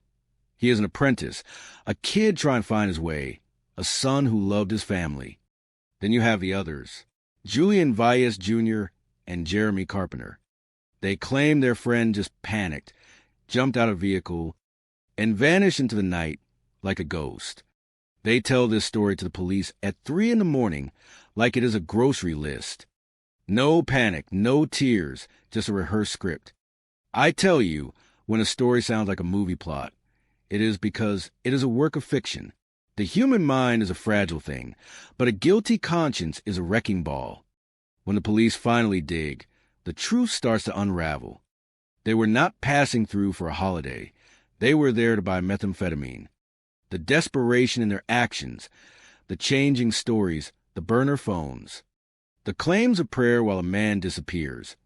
It reeks of a cover-up. They treat Cole not as a human being, but as a liability. Imagine the terror of that young man, realizing his so-called companions are not his friends, but people who view him as a loose end. He was smart. He could speak a bit Spanish. He picked up on the danger. That is the tragedy. He was a thinker in a room full of people who only understood the language of violence and deceit. Then you have the others who drift into this nightmare. Rudy and this character they call Gordo. The web gets wider, the lies get thicker. They treat the investigation like a shell game. They move the phones, they throw the drugs, they play their little games with the truth. But data does not lie. The digital breadcrumbs tell a story that their tongues refuse to utter. They moved together, they communicated, they coordinated. They had a plan, and when that plan went sideways, they acted like predators protecting their own skin. It is a sickening dance. The parents, Chris and Kathy, they do the work the world should have done for them. They show more dignity in their grief than these people ever showed in their lives. They offer money. They offer a chance for redemption. They drag the truth into the light. And still, these cowards remain silent. They fear their accomplices more than they fear the truth. They bury themselves in their own secrets, waiting for the day the clock runs out. What is left? A missing boy and a trail of cold, hard facts. You can lie to a detective. You can lie to a grand jury. But you cannot lie to the shadows that follow you. Someone knows. Someone remembers the sound of a door, the look in a pair of eyes, the place where they decided to throw away a human soul. They think they have gotten away with it, but justice is a patient hunter. It does not sleep, and it does not forget. And one day, the truth will come out, not because of a confession, but because the evidence is a weight that eventually pulls even the deepest secret to the surface. It is a pathetic, miserable ending for a bright life. And I tell you, those who know the truth will carry it like a brand until the day they die. Human beings are peculiar creatures. They kill for the most ridiculous reasons you could ever imagine, and then they leave behind a trail of breadcrumbs, so confusing that even the devil himself would struggle to make sense of the path. You look at a case like the Jameson family, and you tell yourself, my, there has to be a logical explanation. But then you peel back the layers, the off-grid living, the claims of spirits, the piles of cash, and you realize that sometimes the truth is buried under so much human dysfunction that it simply stops making sense. I tell you, it is a sad state of affairs when a family looking for a fresh start ends up as nothing more than a cautionary tale on a remote mountain. They were chasing a dream, a shipping container in the wilderness, a quiet life, a departure from the noise of the modern world. But dreams have a funny way of curdling when they are built on a foundation of chemical dependency and, if you believe the reports, a descent into something far more irrational. You have a mother, Sherilyn, struggling with her own mind, trapped in a cycle of medication and misery, and a father, Bobby, who seems to have been dragged into the same dark whirlpool. You have to be kidding me if you think that environment was ever going to lead to anything but a catastrophe. When I look at the facts of that day in October, the inconsistencies are enough to turn your hair white. You find a truck locked tight with the keys still in the ignition. That is not a sign of a struggle. That is a sign of a departure that was either forced or utterly, bafflingly unplanned. And the dog, poor, starving little thing, left to wither away in that metal box. That is not something a parent does. That is something a person who has completely lost their grip on reality, or someone who was interrupted by a predator, would do. The letter, that scathing, hateful document found in the truck. You read that, and you see the internal rot of marriage that had clearly crossed the point of no return. You see the accusation of attempted murder, the talk of demons, the absolute vitriol. It reads like a final scream into the void. Some people want to pin it on a murder-suicide, pointing to Sherilyn's history and her erratic behavior. But the logistics simply do not hold up. You do not leave the money, you do not leave the keys, and you do not walk miles into rugged, unforgiving terrain with a child just to vanish into thin air. That does not fit the profile of a premeditated act. That fits the profile of a situation where someone else arrived on the scene and decided their fate.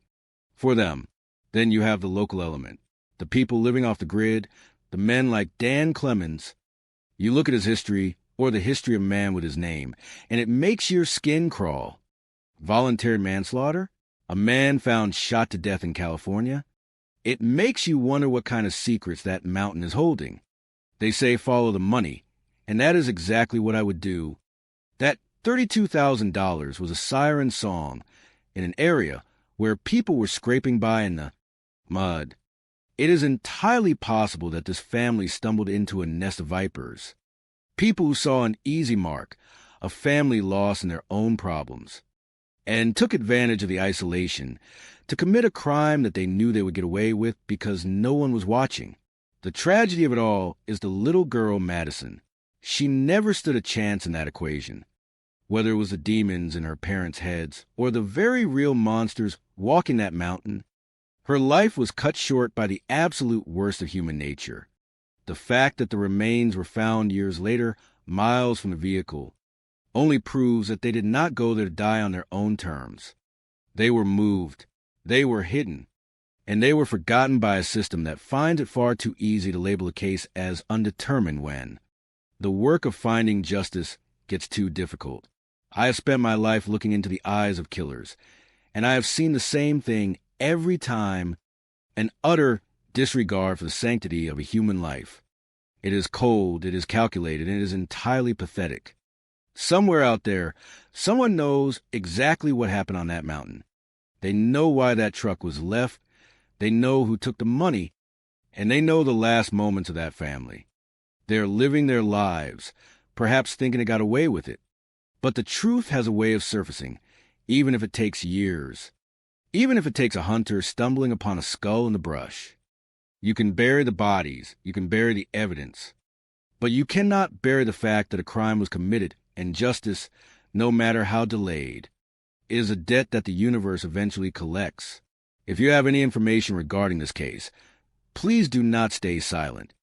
The Latimer County Sheriff's Office is the point of contact. Justice for the Jameson family is long overdue. Is there a specific element of the criminal investigation or a particular theory regarding the mountain residents that you would like me to analyze further? My. You see, the thing about human beings is that they are the only creatures on this earth who will lie to themselves even when the truth is screaming directly in their faces. You look at a case like this, and you want to find a reason. You want a motive. You want some grand, cinematic explanation for why a man would reach out and snuff out a life that had barely begun. But there is no grand design here. There is only a void, a dark, empty space where a human soul should have been. I tell you, the cowardice of David Meyerhofer is enough to make a man lose his faith in everything. He lived a life of quiet deception, moving through the world like a shadow, keeping his secrets in a freezer, while pretending to be the helpful local, the man next door. You have to be kidding me. A man who spends his time building things as a carpenter, yet spends his nights dismantling the lives of children. It is a perversion of nature. Think about the victims. Little Susie Yeager, 12 years old, just trying to sleep in a tent, dreaming of mountain air, only to have that peace shattered by a man who saw her not as a person, but as a prize to be collected and discarded. She was a child, and she deserved the safety of her family. Yet she was stolen away by a creature who feared nothing more than being caught. And that mother, Marietta, my heart aches for her. She walked through a valley of shadows for years, holding on to a tape recorder, waiting for a call that was really just a performance by a monster. She clung to the hope that her daughter was alive because the alternative was too terrible to contemplate. And that is a kind of agony that words cannot fully capture. When you analyze a predator like Meyerhofer, you see the classic hallmarks. He was a collector of souvenirs. He kept those items, the blouse, the lipstick, the necklace, because he needed to hold on to the power he had stolen. He was a man who felt so small in the real world that he had to invent a world where he was the one in control, the one who held the keys to life and death. He tried to insert himself into the investigation, which is a hallmark of an arrogant mind. He thought he was smarter than the badge. He thought he could outrun the truth. But the truth is a stubborn thing. It does not go away just because you bury it in an outhouse or burn it in a pile of ash. What strikes me most is the total disconnect between his actions and his reality. He confessed to crimes that had been haunting the community for years, yet he denied the ones that would have made him a monster in his own eyes. He had a list, a literal list of camps and targets. That is not the work of a man acting on impulse. That is the work of a man who has made evil his career. And yet he died in a jail cell, taking his final secrets with him. He robbed the families of their final answers, just like he robbed the victims of their futures. People always ask me, how do you handle it?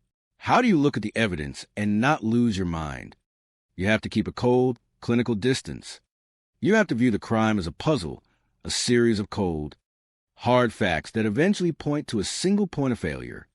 But beneath that, you never, ever forget who you are working for. You work for the victims who can no longer speak for themselves. You work for the ones who have been silenced. Meyerhofer thought he could win, but he lost the only game that mattered. He lost the ability to be remembered as anything other than a pathetic, murderous stain on the landscape of Montana. That is his legacy, and that is all he gets. Humans are strange creatures. They kill for the most trivial, pathetic reasons one can imagine. Sometimes it is a result of a dark, twisted soul, simply deciding that someone else's life is something they have the right to erase. You have to be kidding me. I have spent my life walking through the shadows of other people's worst days, and I tell you, there is nothing quite as cold as a crime that happens in the one place you are supposed to be safe. You are sitting in your own bed in the house you think you know, and before you know it, the world goes dark. That is what happened to Brittany McGlone in 2007. It was mid-afternoon on May 4th, when a call came in that turned a quiet Texas town upside down. Jeff Stogner, the boyfriend, claimed to have found her. He said he had been away, picking up his grandmother, and when he returned to his home in Winsboro, he found Brittany lying in his bed. She was not sleeping. She had been brutally beaten to death. There was blood everywhere, painting the walls in a spray of violence that told a story of a long, deliberate attack. And yet the weapon? Gone. The person who did this had the audacity to step into the bathroom and take a shower before walking out the front door. I tell you, it takes a specific kind of arrogance to wash the blood of a victim off your skin while they are still cooling in the next room. The investigation was a tangled mess of half-truths and small-town secrets. Everyone looked at Jeff. Of course, he was the boyfriend. He was there, and the timing of his supposed alibi was just a little too convenient. But the police found nothing. His story held up, the road trip was verified, and the polygraph machines, imperfect as they are, gave him a pass. But if it was not Jeff, then who? You have to look at the circle. It was small, very small. And in a circle that small, the truth is usually hiding in plain sight, muffled by the fear of talking. Then the shadows deepened. Brittany's sister revealed a secret that made my skin crawl. A history of abuse by their grandfather, James McGlone. A man who acted like he owned the family's pain. Was he a monster? Perhaps. But he had an alibi. He was at work. So we turn again, searching for the person who had the access and a lack of conscience. Enter Chad Carr.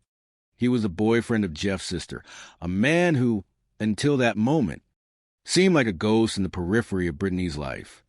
He had no real connection to her, no reason to be there, but he had a past.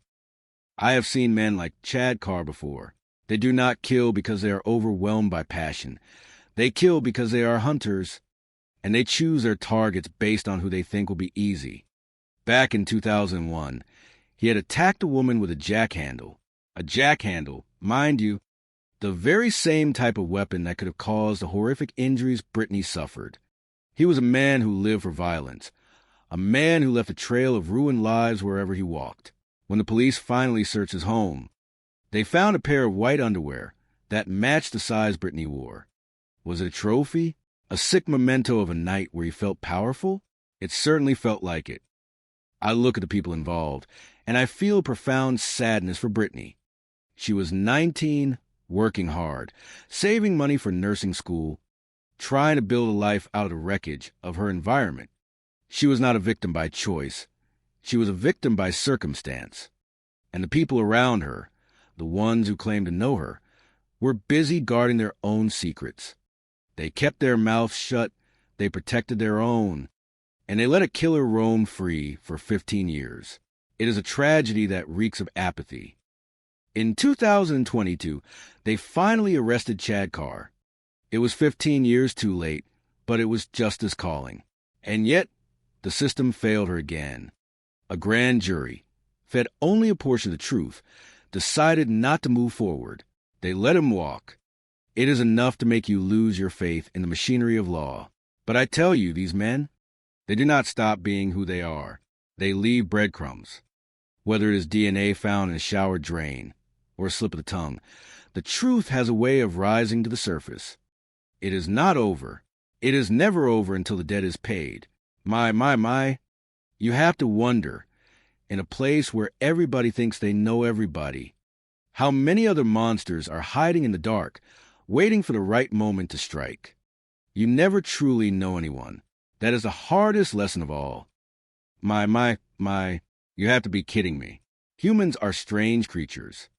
They kill for the most ridiculous reasons you can ever imagine, often leaving behind a wreckage of lies that would make a seasoned investigator's stomach churn. You look at a case like this, and you see the classic hallmarks of a disaster waiting to happen. You have a marriage that is not just failing, but rotting from the inside out, filled with secrets, infidelity, and the kind of manipulation that leaves a person feeling small and powerless. I tell you, it is enough to make you sick. Laura Sweetman was a brilliant woman, a pediatric neurologist, someone who dedicated her life to helping children. Yet she found herself trapped in a prison of her own making. She was a woman of science, trained to observe, to analyze, to treat, but when it came to her own husband, Dave, she was blind to the monster sitting at her own dinner table. She found out he had an entire other life, a secret family, and a child she never knew about. Can you imagine the betrayal? To wake up one day and realize a man you shared your bed with is a complete stranger who's been playing you for years? When the domestic violence incident occurred in April 2013, it was the first crack in the facade. She had the courage to record the incident, the presence of mind to try and capture the truth, yet the system failed her. They treated it like a disagreement. She said situation and let him walk. It is a damn shame. People were terrified of him, and I understand why. A man who scares his own wife, who belittles her, who controls her, that is a predator. And then, December of 2013, she is found in her bathtub, unresponsive, cold, alone. And the scene? It was screaming for attention, but no one was listening. The gay at the bottom of the stairs, the unlocked back door, the lack of definitive cause of death. It was a disaster. The medical examiner, the toxicologist, these were people with their own histories, their own questionable decisions, and they slapped an undetermined label on her death and walked away. You look at the investigation, or lack thereof, and it is infuriating. They did not look into the other men in her life with any real scrutiny. They ignored tips. They let the trail go cold because it was easier than doing the hard work. They left a family, friends, and patients without answers because they were too lazy or too inept to dig beneath the surface. My. Justice is not a gift. It is something you have to fight for, and in this case, the fight was lost before it even began. You look at Laura, a woman who brought light into the world, and you realize that in the end, she was treated as nothing more than a statistic in a failing system. It is a tragedy, plain and simple, and it breaks my heart. You have to wonder if they had just done their jobs, if they had just cared a little more, maybe, just maybe, things would have turned out differently. But that is the thing about the dead. They cannot tell you what happened. You have to find the truth in the silences. And in this case, the silence is deafening. You see, the human heart is a dark and twisted place, often hiding secrets behind a facade of normalcy. You want to talk about this case? You want to look into the abyss?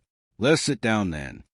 I have spent a lifetime looking at the things people do to one another, and I tell you, it never gets any easier to stomach. but it does get easier to understand the cold, hard mechanics of betrayal.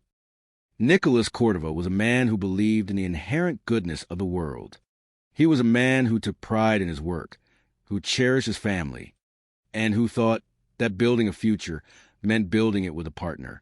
He was an architect of his own life, but he made the fatal mistake of choosing an associate who saw the world not through the lens of labor and reward, but through the jagged edges of greed and manipulation. Dave Sweetman.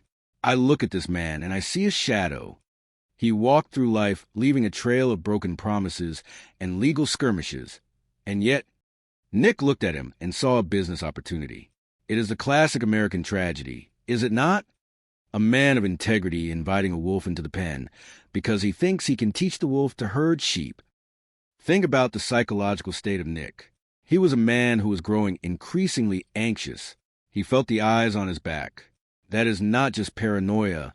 That is an intuition, a primal signal that your survival mechanism is screaming at you that something is fundamentally wrong.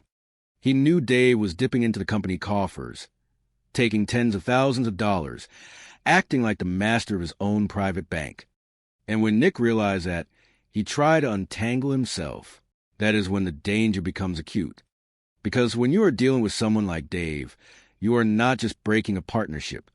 You are threatening the very foundation of their existence. When Nick mentioned that chilling thought, the idea that Dave might take out a life insurance policy to profit from a death, he was not just making a joke. He was staring directly at the reality of his own demise, even if he did not want to fully accept it. Then look at the day of the tragedy. May 2020, a Wednesday. Dave is pacing. He is nervous. He is asking for Nick, waiting for his prey to walk into the trap. And then the scene at the office. You have surveillance recording that tells a story, yet it leaves so many questions unanswered. You see the perpetrators arrive. You see the commotion. And you see Dave, the man who was allegedly pistol-whipped and knocked unconscious, yet somehow has the presence of mind to hand over a gun to a police officer, still warm with the evidence of his presence. His story about being a victim, about two anonymous men in masks, it is a narrative of convenience. It is a story designed to deflect, to create a wall of ambiguity that detectives have to climb over. The irony of the cash in his pocket is what strikes me. My. He tells the police he gave these imaginary robbers everything he had. Yet he is carrying over $1,000 in cash in his other pocket. It is a slip, a pathetic little inconsistency that betrays a man who is not as clever as he thinks he is. And insurance policies? $8 million. You have to be kidding me. A business partner who keeps trying to push a life insurance policy on you, who has a history of fraud, who forges your wife's signature after you are gone. This is not the profile of a grieving colleague. This is the profile of a predator.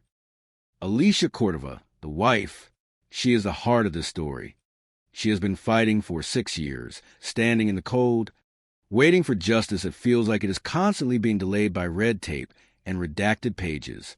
She watched that footage. She saw her husband run for his life, only to be executed in his own lobby. Can you imagine the strength that takes? To see the worst moment of your life playing out on a screen, frame by frame, and to know in your bones who is responsible, even when the system tells you to look the other way.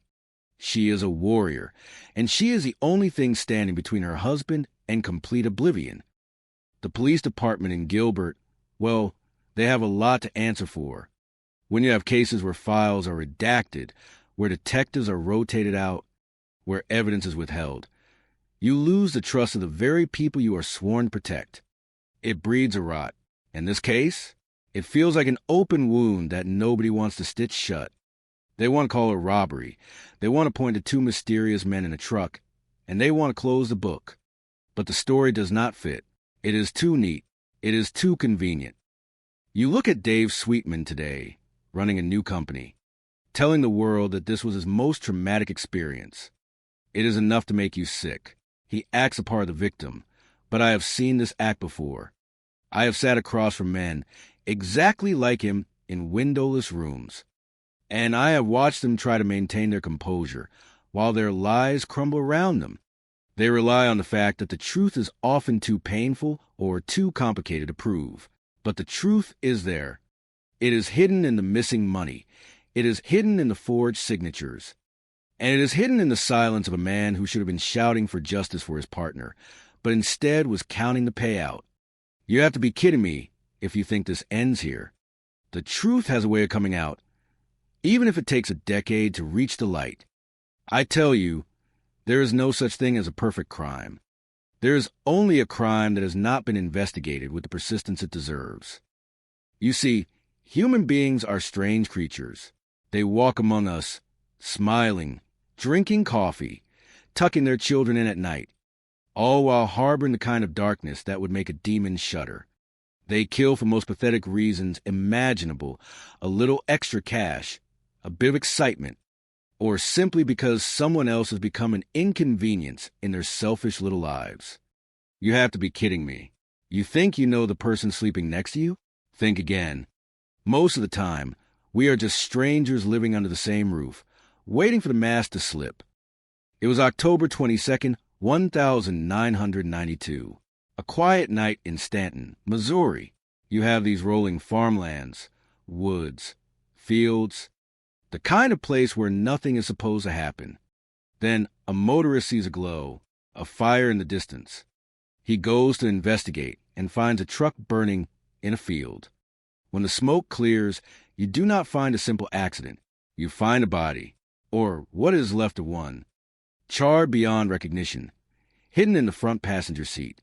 My first thought, this was not an accident. People do not accidentally end up in the front seat of a burning truck with no license plates. Whoever did this went to great lengths to hide the identity of the victim, scrubbing the scene, removing the plates. But they made a mistake. They always do. They forgot the vehicle identification number etched into the frame. That brought us right to the door of Danny Coleman. Danny was a good man, a veteran, a mechanical engineer, a guy who taught kids how to handle firearms safely. He was the kind of person who had a big heart and a kind disposition. He had a metal pin in his right leg from an old motorcycle accident, a detail that, when confirmed, turned my stomach because it meant we were not looking for a mystery. We were looking for a victim who had been betrayed by someone he trusted. We spoke to his wife, Karen. She played the part of the grieving widow perfectly, didn't she? 19 years of marriage, she said, a loving couple. But the truth has a way of rising to the surface, bubbling up to the muck of lies. We dug into her life. It was like peeling back the skin of an onion, layer by layer, until you reach the core, and the core is rotten. Affairs, methamphetamine, a double life that Danny probably never even suspected. He was a straight shooter, and he would have walked away if he had known, so she ensured he could not. We had the evidence of the fire, the matchbook with fingerprint, and the cryptic phone calls, some in the middle of the night to a friend named Rich. For years, we hit a wall. The investigation stalled. That is the tragedy of cold cases. The trail goes cold, but the memory of the victim stays frozen in time. Then, 7 years later, the truth finally crawled out of a prison cell. A man named Larry Nolan, dying of hepatitis, started talking. A deathbed confession. The things men will say when they know the Reaper is standing at the foot of their bed. Larry was in love with Karen, or so he thought, and she, in her infinite cruelty, used that. She promised him money, marriage, a new life, if he just took care of her husband. She treated her friend's husband like a contract killer. It was a conspiracy of greed. They hired James Cornhart, a firefighter, to do the dirty work, and Cornhart brought in others. When we finally got the full story, it was enough to turn your blood to ice. They lured Danny to a vacant house under the guise of talking about his wife's infidelity. They beat him, they shot him, and then they put his body in his own truck and set it ablaze. They treated a human life like a piece of refuse to be incinerated. It was cold, calculated, and entirely for the promise of $50,000 in insurance money. $50,000.